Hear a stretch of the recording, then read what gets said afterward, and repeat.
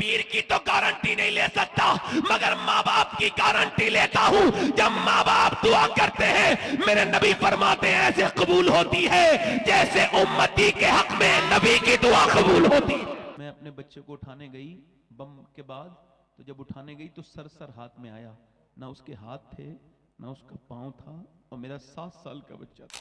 दुआ कबूल होती है, कौन से की नहीं होती है? और कितने पैसे में पीर साहब अच्छी दुआ करते हैं और कितने पैसे में अच्छी नहीं करते हैं, या पैसे लेके भी उनको याद रहता है कि नहीं रहता है। मगर अगर तू माँ से दुआ कराएगा और बाप से दुआ कराएगा तो मैं पीर की तो गारंटी नहीं ले सकता, मगर माँ बाप की गारंटी लेता हूँ। जब माँ बाप दुआ करते हैं, मेरे नबी फरमाते हैं ऐसे कबूल होती है जैसे उम्मती के हक में नबी की दुआ कबूल होती है।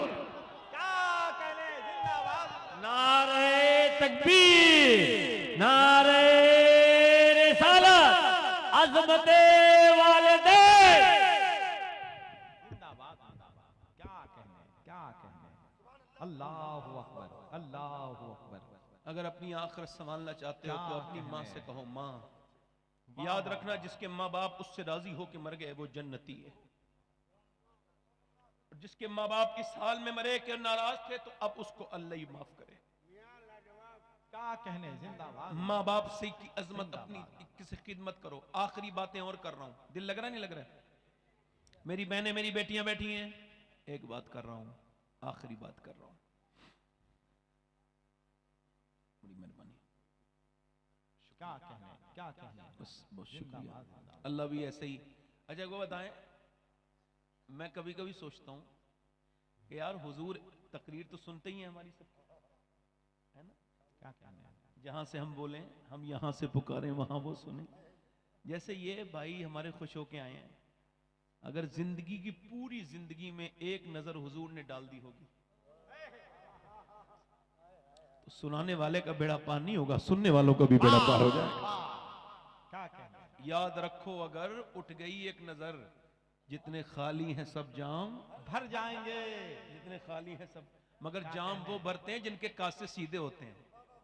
कासे सीधे करके बैठो, थोड़ी बातें और करनी है वाह। मुख्तसर सी। कासे सीधे करके बैठो, इंशाल्लाह रहमत रुकेगी। मगर कासे ठीक भी तो सीधे तो होने चाहिए। ये थोड़ी कुछ बाजार में घूम रहे थे, मगर अब माशाल्लाह सब आ गए, अच्छे लोग हैं। इस तरह की पब्लिक अच्छी होती है माशाल्लाह, ये सब अच्छे नेक लोग हैं। और अब ये एकदम उठेंगे नहीं, क्योंकि उनको पता है रोज जागते हैं उसूल के लिए, आज जाग रहे हैं जिक्र रसूल के लिए। रोज सो जाते हैं चैन के लिए, आज हम बैठे हैं हुसैन के लिए। अल्लाह खुशियां दे आपको। एक बात और अर्ज कर रहा हूं, ये कोई तकरीर नहीं है, मशवरा है। अपनी 5-6 साल की बेटी को इस्लामी लिबास पहनाओ, उसका सर ढकवाओ। क्या कहने। देखो दिलबर भाई और मोहम्मद अली साहब और ये उलमा बैठे, 2 तरह की लड़की हमारे माशरे में पाई जाती है। कितने तरह की? 2 तरह की। एक तो वो है जिसे पहनाया जा रहा है लिबास, वो पहन नहीं रही है, पर्दे को कहा जा रहा है, शादी में बेपर्दा, बाजार में बेपर्दा। और एक वो है जो इम्तिहान देने जा रही है और उससे मास्टर कह रहा है पर्दा उतारोगी तो इम्तिहान दे पाओगी, कॉलेज में तब घुसोगी जब इम्तिहान, तब दोगी जब बुर्का। तो वो कह रही है मैं आखिरत का इम्तिहान ज्यादा जरूरी समझती हूं, लिहाजा मैं अपनी जान दे दूंगी मगर बुर्का नहीं उतार लूंगी, चाहे पेपर देने दो या ना। क्या कहने। 2 तरह की लड़कियां हैं, 2 लड़कियां हैं।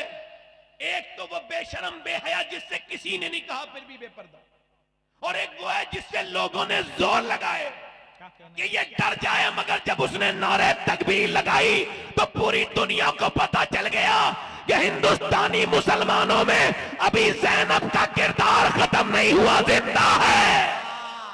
क्या कहने। जिंदाबाद जिंदाबाद जिंदाबाद जिंदाबाद। एक वो बेशरम है, तो ये बेशरम कहां से आई? ये बचपन से इसकी अम्मी ने इसे नाचना गाना सिखाया, घर में टीवी चली, फिल्म, अब्बा बेशरम मम्मी बेशरम, उसको जीन्स की पैंट बचपन में पहनाई, बड़े होके वो क्या पर्दा करेगी?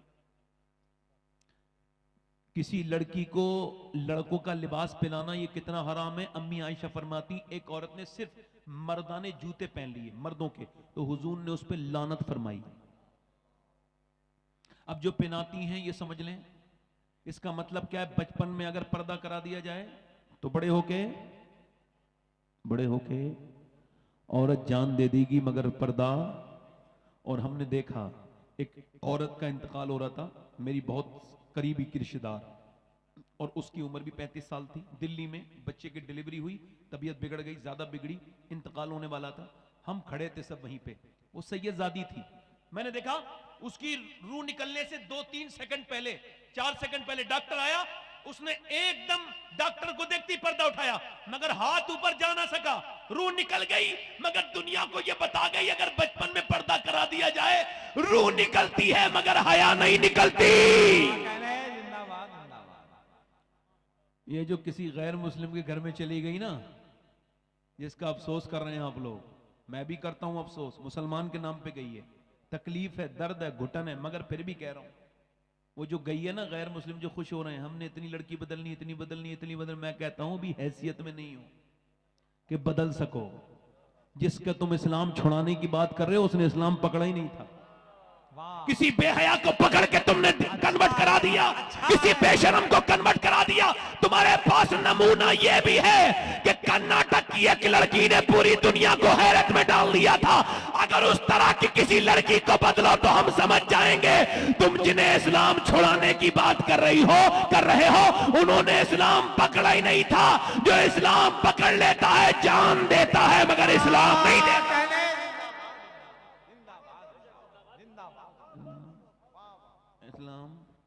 इस्लाम और इसको देखना है तो फिलिस्तीन के मुसलमानों को देख लो।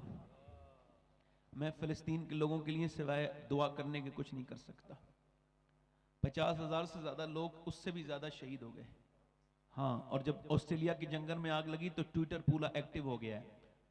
यहाँ पर जो है वो बॉलीवुड हॉलीवुड के अच्छे लोगों ने, जो अपने आप को समझते हैं, है नहीं, उन्होंने शोर मचाया कि जानवर नहीं बनने चाहिए ऑस्ट्रेलिया के। अच्छा, और पूरा फिलिस्तीन बर्बाद हो गया, किसी ने शोर नहीं मचाया। 10,000 बच्चे, 12,000 वो शहीद हुए हैं जो 10,000 से कम उम्र के हैं। एक बच्चे की मैं कहानी सुन रहा था, एक औरत की, वो कह रही थी मैं अपने बच्चे को उठाने गई बम के बाद, तो जब उठाने गई तो सर हाथ में आया, ना उसके हाथ थे ना उसका पांव था, और मेरा 7 साल का बच्चा था वो। हाँ, हमें क्या तकलीफ है, हमें तो कोई तकलीफ नहीं। अभी 4 दिन हुए हैं, भूखे थे बहुत फिलिस्तीन के लोग, तो वो ट्रक आ रहे थे खाना उन्हें देने के लिए, तो वो दौड़ के आए, तो उनको खाना तो नहीं मिला, बम मार दिए गए।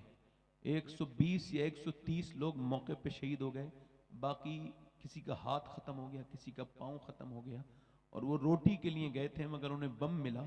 पूरी दुनिया खामोश है, किसी को तकलीफ नहीं है, मगर मेरे हुजूर फरमाते हैं मेरे उम्मती के पांव में कांटा लगता है तो तकलीफ मुझे होती है।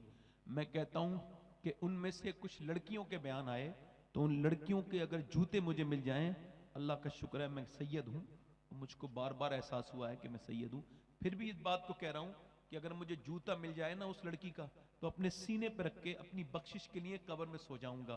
कौन लड़की? जिन्होंने ये बयान दिया है कि हम रात को बुर्का ओढ़ के घरों में सोते हैं। कहा क्यों? दिन में जब बम गिरते हैं और जब बम गिरने के बाद लाशें दरियाफ्त होती हैं, तो हम ये सोचते हैं कि जब हमारी लाशें मलबे में से निकाली जाएं तो पर्दे में होनी चाहिए, बेपर्दा नहीं होनी चाहिए। और जब उनकी लाशें निकाली गई तो वो बुर्का ओढ़े हुई थी। मैंने औरतों को देखा, वो भी औरतें हैं, बच्चे गोद में लिए हुए हैं, लाशें, बेटों की लाशें, अपने शौहर की लाशें, मगर कोई एक लड़की भी हाँ नहीं मचा रही। कुरान की कोई आयत पढ़ रही है, कोई अल्लाह का शुक्र अदा कर रही है, कुरान पढ़ रही है। ये औरतें घरों में बैठ के कुरान नहीं पढ़ रही, वो लाशों के ढेर पे कुरान पढ़ रही हैं। इन औरतों ने घरों में पर्दे, शादियों में पर्दे नहीं किए, वो जंगों में पर्दे कर रही हैं।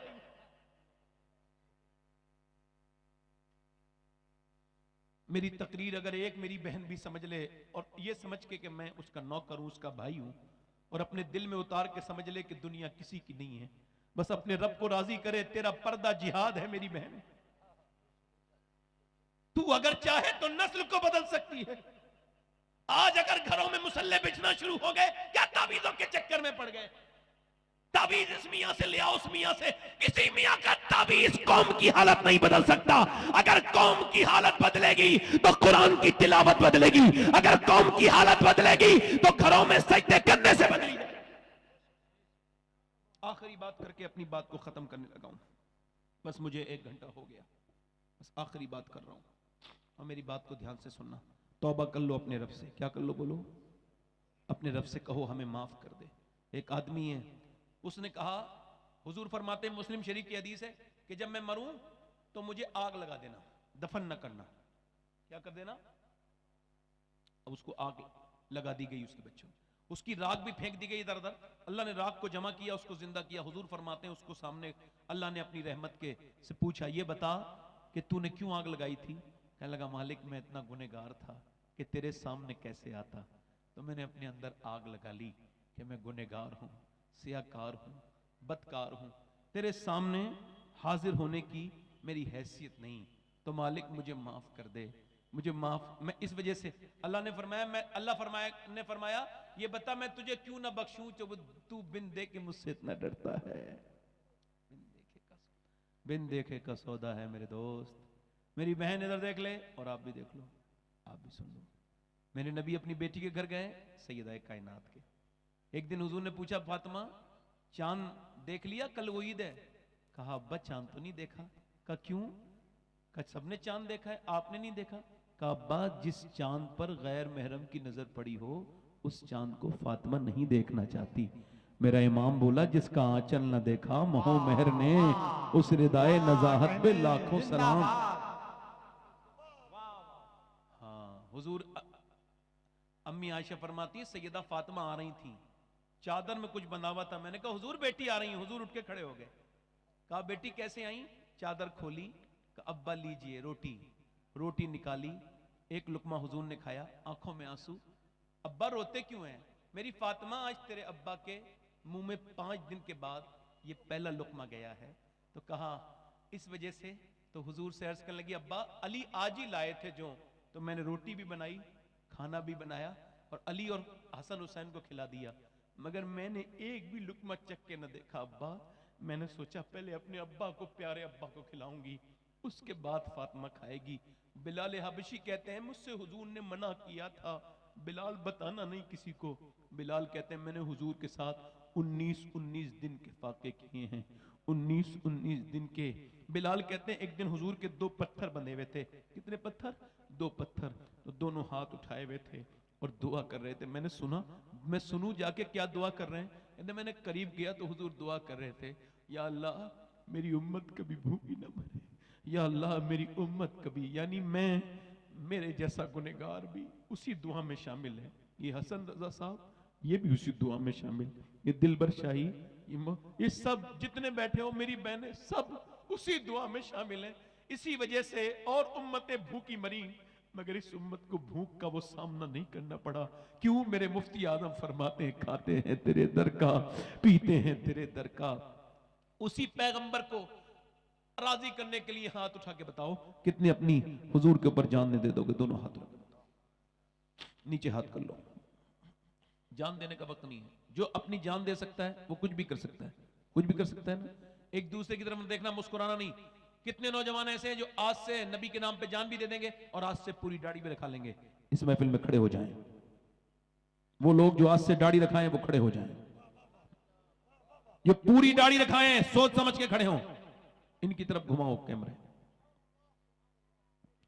घुमाओ उस तरफ जिधर ये लड़के खड़े हैं। जरा बाहर निकल के आओ, इधर आ जाओ, बाहर निकल के आओ, निकल के आओ। हर नबी के दाढ़ी, हर वली के दाढ़ी 100 शहीदों का सवाब है। निकल के आओ और कहो अभी गैरत कौम जिंदा है। तुम इस्लाम को मिटाओगे, हम इस्लाम को प्रैक्टिस करके बताएंगे। दाढ़ी रखाओ ताकि लोगों को पता चले कितने मुसलमान हैं दुनिया में। ये सुन्नत रसूल है। आ जाओ, यहां आ जाओ, यहां आ जाओ, यहां आ जाओ।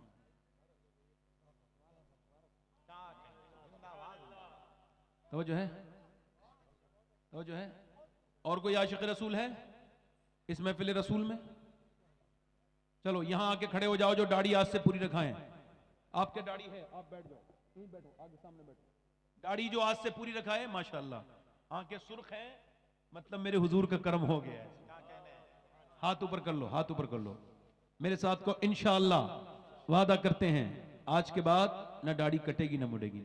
अच्छा मैं मदीने जा रहा हूँ, मोहम्मद अली भाई भी जा रहे हैं, हमारे नासिर भाई भी जा रहे हैं, तो मैं इनकी खिदमत में जा रहा हूँ, इनकी खादिम हूँ मैं। तो अगर आप कहो तो आपका सलाम हुजूर की बारगाह में पेश कर दूं। सब दाढ़ी रखाने वालों का तुम वादा पक्का करो, मैं सलाम पेश करूंगा इंशाल्लाह, है ना। अल्लाह आपको सलामत रखे। बैठे बैठे आराम से, इंशाल्लाह दाढ़ी रखाएंगे। अब देखो यहीं बैठ जाओ, जहां खड़े हो ना यहीं बैठ जाओ, देखो ये जगह है, और बाकी जमीन पे बैठ जाना, अल्लाह मर्तबे बुलंद करेगा। यहीं बैठ जल्दी।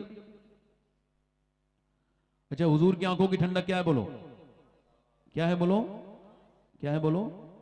दोनों हाथ उठा के बोलो, नमाज की पाबंदी करेंगे इंशाल्लाह, अपनी बहन बेटी को पर्दा कराएंगे इंशाल्लाह, मसलके आला हजरत पे सख्ती से कायम रहेंगे इंशाल्लाह। अल्लाह आप सबको सलामत रखे, बाकरामत रखे।